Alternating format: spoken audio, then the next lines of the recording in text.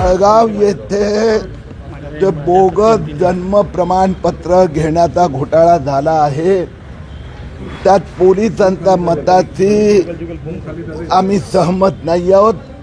पोलिसांनी त्या 43 लोकांचा तहसीलदारचा खोटे हस्ताक्षर करून त्यांनी जन्म प्रमाणपत्र मिळवण्याचा प्रयत्न केला.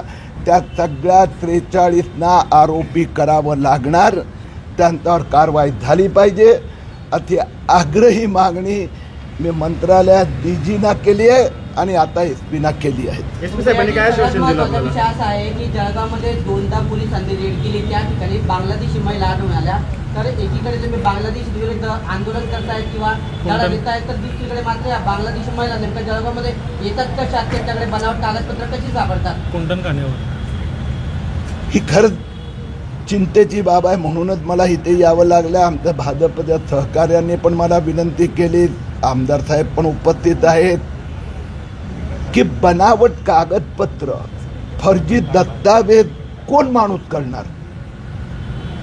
ज्याच्या पोटात पाप असेल तोच करणार ना. आणि पोलिसांना अधिकार नाही आहे न्यायाधीश बनायचा, त्यांना कारवाई करावी लागणार. बांगलादेशीच्या संदर्भात पण असंच दिसतंय की ज्या आक्रमकतेने कारवाई व्हायला हवी ती होत नाही आहे. आणि म्हणून चिंता व्यक्त करण्यासाठी स्वतः मला इथे उपस्थित राहावं लागलं.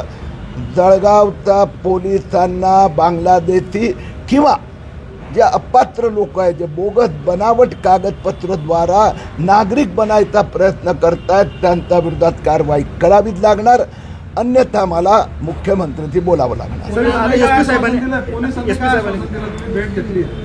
पोलिसांनी अजून ते मानण्याचा इन्कार करतायत आणि मी स्पष्ट शब्दात सांगितलं आहे की पोलीस न्यायाधीश बनू शकत नाही. माझ्या वतीने कोणी फर्जी दस्तावेज सबमिट केले आणि मी म्हणायचं मी निर्दोष आहे, निर्दोष म्हणण्याचा पोलिसांना अधिकार नाही. जळगाव पोलिसांना आरोपपत्रात त्या 43 लोकांना आरोपी बनवावंच लागणार. हल्ला करण्याचा कोणी प्रयत्न केला? कोण आपल्या हल्ल्यापाठीमागे असं वाटतं? मला आश्चर्य वाटतंय एवढी हिम्मत हे मुस्लिम धर्मांध मुस्लिम आणि त्यांचे एक्स्ट्रीमिस्ट नेते करू शकतात. म्हणजे सिल्लोडला पण आता मालेगाव करण्याचं कटकारस्थान सुरू आहे. काल याच लोकांनी, त्यात उद्धव ठाकरे सेनेचे नेते, काँग्रेसचे नेते, शरद पवार NCP, MIM आणि अब्दुल सत्तारचे डावे आणि उजवे समर्थक, काल त्यांनी निवेदन दिलं होतं, निदर्शनं केली होती. आज त्याच लोकांनी लपून छुपून हल्ला केला आणि मला एवढी गाढ महत्वाची झेड कॅटेगरी सिक्युरिटी असताना ते माझ्या गाडीपर्यंत पोचले.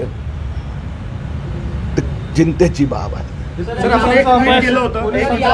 आपण ट्विट केलेलं होतं की आपल्यावर मुस्लिम अतिरेक्यांनी हल्ला केलेला आहे. आपण सांगताय की राजकीय पदाधिकारी होते, राजकीय